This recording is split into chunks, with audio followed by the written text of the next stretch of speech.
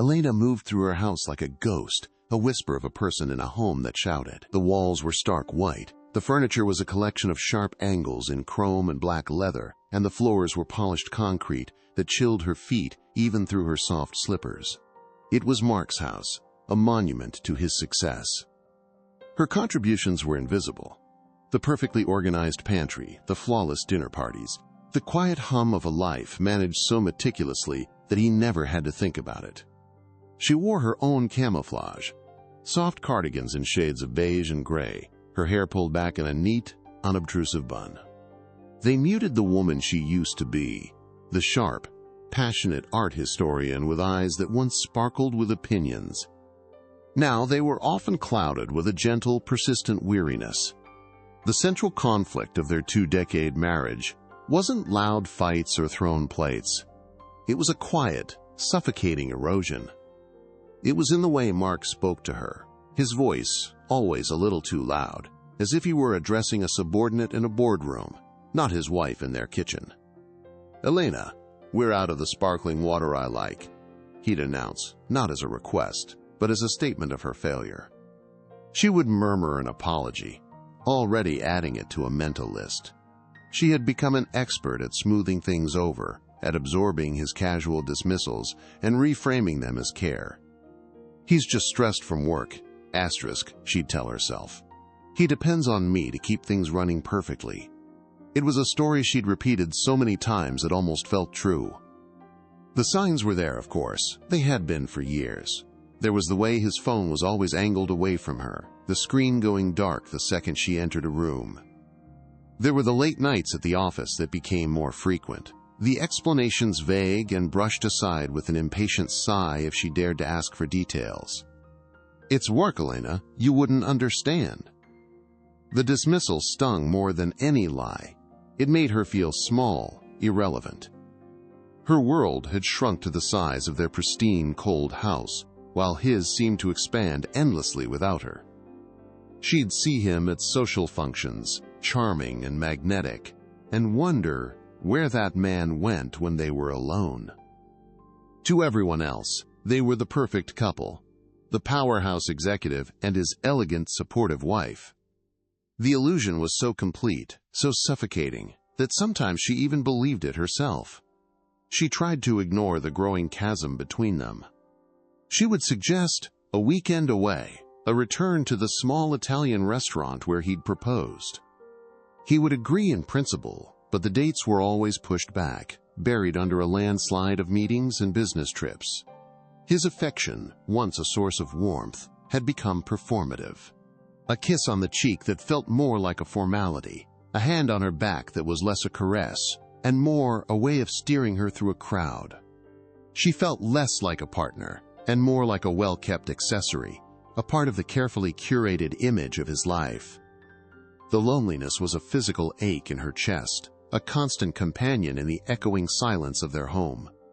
The call came on a Tuesday morning.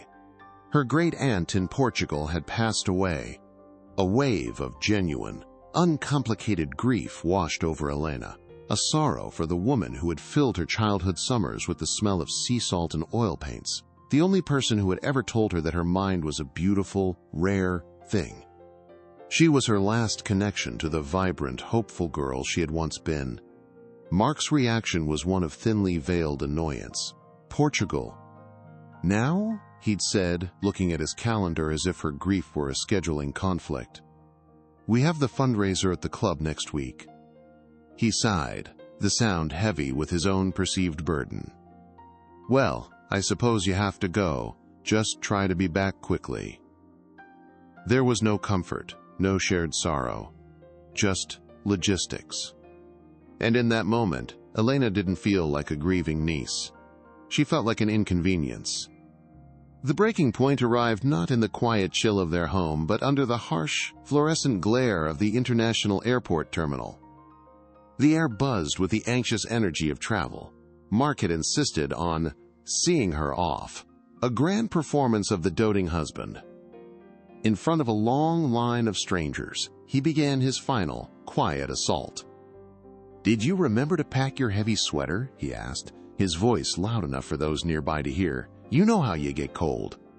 He smiled, but it didn't reach his eyes. It was a smile for the audience. She nodded, her throat tight. "Yes, I have it." "Good. Just making sure you're taken care of." He adjusted the collar of her coat, a gesture that looked like affection but felt like possession. "Enjoy your little vacation." The word hung in the air, a deliberate, demeaning choice. This wasn't a vacation, it was a funeral. It was a journey into her own history, her own sorrow. But he had reduced it to a trifle. The humiliation was a hot flush on her cheeks. She could feel the eyes of the people in line on them, seeing the perfect, caring husband and his slightly flustered wife. She wanted to shrink, to disappear, but he wasn't finished. As she was about to turn toward the security line, he reached into his wallet. He pulled out a single, crisp, $50 bill and pressed it into her hand. His touch was cold. "Here," he said, his voice dripping with a condescension so profound it was almost an art form. "For trinkets, don't get lost." He patted her cheek, a gesture one might use on a child. And that was it. It wasn't one thing, it was everything. It was 20 years of being diminished, of being managed, of being treated not as an equal, but as a project. The casual cruelty of his words, the public nature of the humiliation, the $50 bill, it all crystallized into a single, sharp point of pain that pierced through the fog of her denial. Shame burned through her. It was a physical thing, searing and absolute. But beneath it, something else stirred. A long, dormant ember buried under years of compromise and self-reproach began to glow. It was anger, cold, clear, and pure. She said nothing. She didn't look at him. She simply closed her fingers around the bill, the sharp edges of the paper digging into her palm. She turned, her back straight, her chin held high, and walked toward the security gate. She didn't look back. She didn't need to. Something inside her, the delicate scaffolding that had held up the facade of her life for so long, had just fractured for the very last time. The flight was a 9-hour exhale. Suspended 35,000 feet above the Atlantic, cocooned in the impersonal hum of the engines, Elena felt a strange and unfamiliar peace. The $50 bill was a crumpled, sharp-edged reminder in her pocket, a talisman of her humiliation. For the first time in 2 decades, no one was watching her, managing her, or expecting anything from her. She was just a passenger in seat 24B, anonymous, free. She ordered a glass of red wine, something Mark would have scoffed at. Asterisk, too many tannins, bad for your sleep, asterisk, and watched the clouds drift by. With each mile that separated her from him, the suffocating weight in her chest seemed to lighten, replaced by a hollow, airy feeling that was both terrifying and thrilling. She wasn't just crossing an ocean, she was crossing a boundary within herself. Portugal greeted her not with the gray chill she'd left behind, but with a riot of sensation. The air in the small coastal town smelled of salt, grilled sardines, and blooming bougainvillea. It was the scent of her childhood summers, a scent she hadn't realized she'd forgotten. Her great-aunt's friends, women with sun-weathered faces and warm, genuine smiles, enveloped her in fierce hugs that spoke of shared history and uncomplicated affection. They didn't see an accessory. They saw Sophia's grandniece. They saw a piece of one of their own. They spoke of her aunt with laughter and tears, sharing stories of her stubbornness, her secret paintings, her love for the sea. In their presence, Elena felt the rigid posture she'd maintained for years begin to soften. She was remembering a version of herself she thought had died long ago. The day after the simple, heartfelt funeral, a formal letter arrived at the small guest house where she was staying. It was from her aunt's solicitor requesting her presence at his office. Elena walked through the cobbled streets, assuming she would be discussing the shipment of a few sentimental items. A box of old photographs, perhaps her aunt's collection of art books. The solicitor's office was old and smelled of aged paper and lemon polish. Senor Varela was a kind-faced man with eyes that held a gentle gravity. He offered her a small cup of strong coffee and got straight to the point. "Your great-aunt, Sophia, was a remarkable woman," he began, his English precise. "She lived a very simple life, as you know. It was her preference." He slid a thick, leather-bound folder across the polished desk. However, her financial life was anything but simple. Elena's heart gave a nervous flutter. She braced herself for a problem, a debt. It was the only kind of surprise she was used to. Sophia was a gifted artist, Signor Varela continued, but her true genius, it seems, was in recognizing the genius of others. Starting in the 1970s, she began investing, small amounts, initially, in technology companies no one had heard of, in artists no one was buying. She had an extraordinary eye for potential. He paused, letting the weight of his words settle in the quiet room. Elena, she was a secret and brilliant investor. And you are her sole heir. The words didn't compute, they were just sounds. He opened the folder, revealing columns of numbers that made her head spin. Stocks, bonds, properties. A portfolio so vast it seemed like a misprint. He mentioned a villa, Villa Marisol, overlooking the ocean. A collection of modern art now considered priceless. The numbers blurred. The room tilted slightly. She was inheriting a fortune. A life-altering, world-shattering fortune. But the final blow, the one that truly broke her open, was not the money. It was a single, folded piece of stationery at the very top of the pile. Her aunt's handwriting, an elegant, familiar script. Elena's hands trembled as she unfolded it. Asterisk, my dear Elena, asterisk, it began. Asterisk, I leave you not just my wealth, but a chance. The chance to be the woman I always knew you were. I watched you shrink yourself to fit into a life that was too small for your spirit. It broke my heart. Use this to build a life, not just to decorate someone else's. Your wings are not broken. You simply forgot how to fly. Now go, fly. Tears streamed down her face, not tears of grief, but of release. It was a key. It was permission. It was the unconditional love she had been starving for, reaching out to her from beyond the grave. The $50 bill in her pocket suddenly felt like a joke from another lifetime.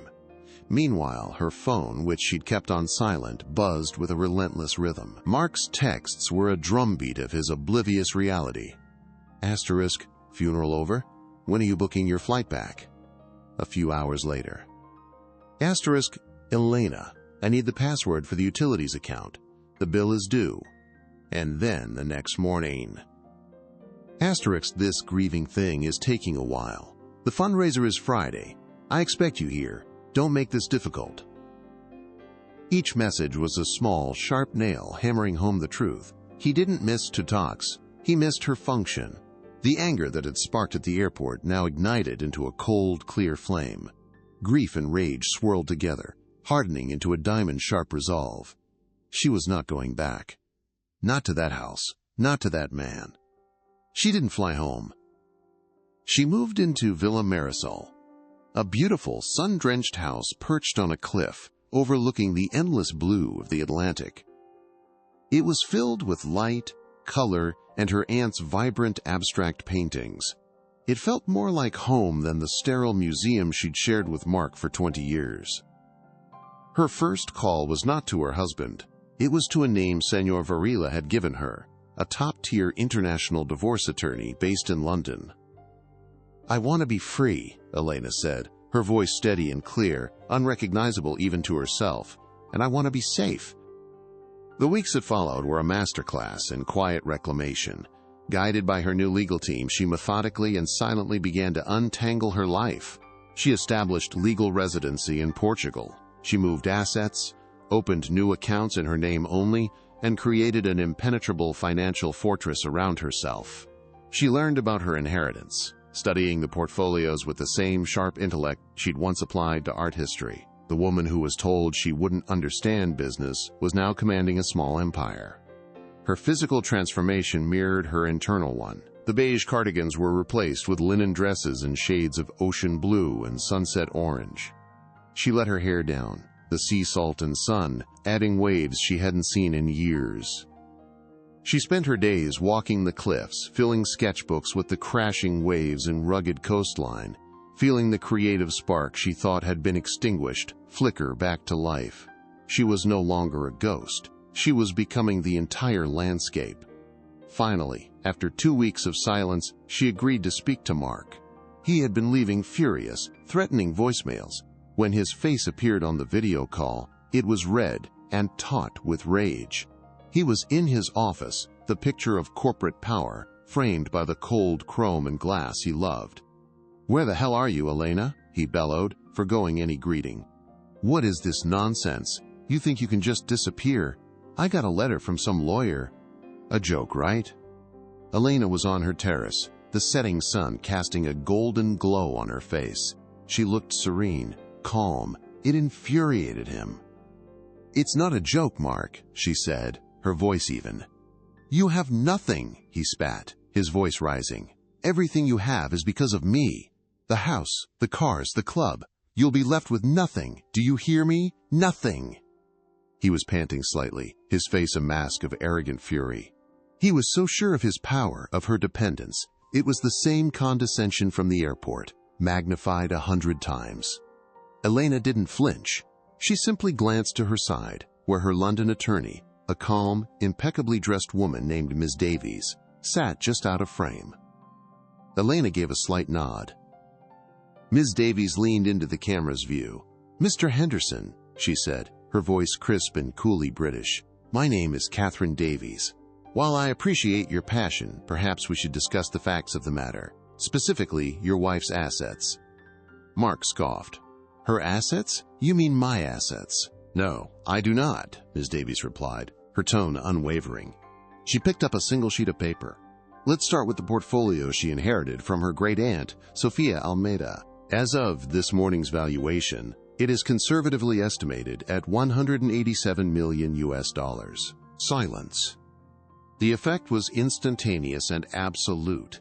The rage on Mark's face vanished, replaced by a slack-jawed, comical disbelief. His eyes widened. His mouth opened and closed silently, like a fish gasping for air. He blinked rapidly, as if trying to reboot his entire understanding of the world. Miss Davies continued, her voice relentless and precise. "That does not include the villa in which my client currently resides, valued at 8 million euros, or the private art collection, which is currently being appraised, but is expected to fetch north of 30 million. So, Mr. Henderson, when you threaten that my client will be left with nothing, you are, to put it mildly, mistaken. In fact, it is you who will be petitioning her for support, a matter we are more than prepared to contest." The disbelief on Mark's face curdled. It morphed into something else, something ugly and raw. It was the sickening, desperate glint of pure greed. The realization of what he had just lost. Not a wife, but a winning lottery ticket he never knew he held. The man who had handed her $50 for trinkets was now staring at a fortune that dwarfed his own, a fortune he had just irrevocably alienated.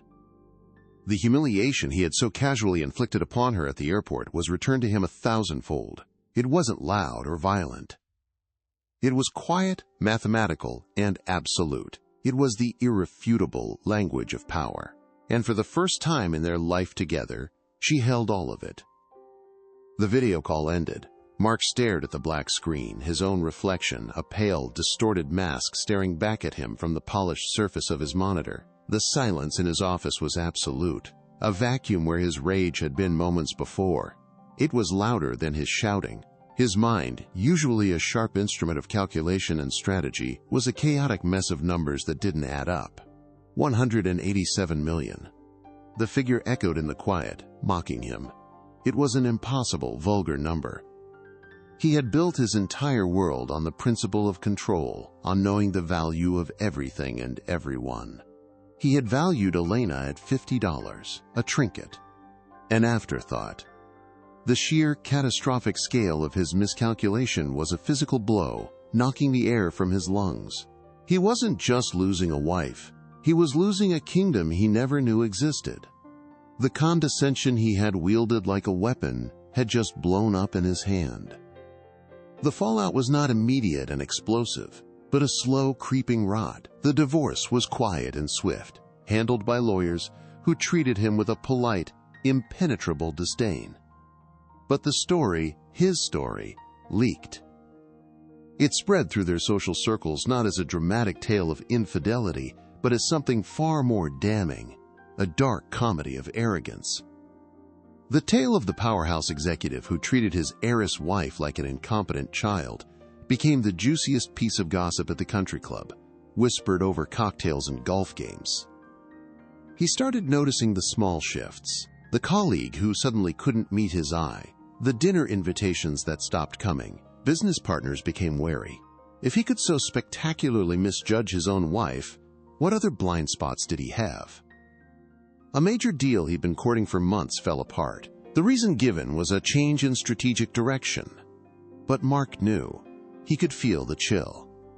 His reputation, once his most valuable asset, was now tainted with the stink of foolishness and cruelty. He was no longer the man to be feared or admired. He was a cautionary tale. The house, his monument to success, became his prison. The stark white walls and chrome furniture felt cold and accusatory. The silence was no longer peaceful. It was empty. He'd come home at night and the pantry would be missing the things he liked. The quiet hum of a perfectly managed life had been silenced, and he was left with the grating noise of his own inadequacy. He was utterly, completely alone, haunted not by the woman he'd lost, but by the colossal shadow of his own ego. 2 years later, the sun warmed the terracotta tiles of a bustling terrace in a small Portuguese town. Elena sat at a wrought iron table, a half-finished glass of crisp white wine beside her. Her hair, now streaked with silver and gold from the sun, was loose, catching the sea breeze. She wore a simple, deep blue linen dress, the color of the evening ocean. She was sketching in a leather-bound book, not the crashing waves, but the animated face of a fisherman telling a story at a nearby table. She was the owner of this place, Sophia's Corner, a gallery cafe that had become the heart of the town's small artistic community. It was a space filled with light, vibrant local art, and the constant, cheerful hum of conversation. She didn't just manage it. She curated it, nurtured it, bringing the same sharp intellect she'd once used for art history to championing new talent. She was no longer a ghost in someone else's house. She was the architect of her own world. Her friends, a mix of local artists and expatriates, called out to her, and she looked up, a genuine, easy smile lighting up her entire face. It was a smile that reached her eyes, which now sparkled with the same passion she'd had as a young woman. There was a man among them, a kind-eyed architect, who looked at her not as an accessory, but as a marvel. Their relationship was new, unhurried, built on shared laughter and mutual respect. It was a quiet joy, not a loud performance. Sometimes, a memory would surface, unbidden. The chill of the airport terminal, the feel of that crisp $50 bill in her palm. It no longer stung. It felt like a scene from a movie about someone else, a woman she barely recognized. The shame and humiliation had been a fire, but it hadn't destroyed her. It had simply burned away the camouflage, revealing the person who had been there all along, waiting. The greatest inheritance her aunt had left her wasn't the money, it was the permission slip to become herself. Betrayal doesn't have to be a life sentence. It can be a brutal awakening, a violent shove out of a life that was suffocating you. The pain is a teacher, and the scars are a map that shows you how far you've come. True freedom isn't about never being hurt.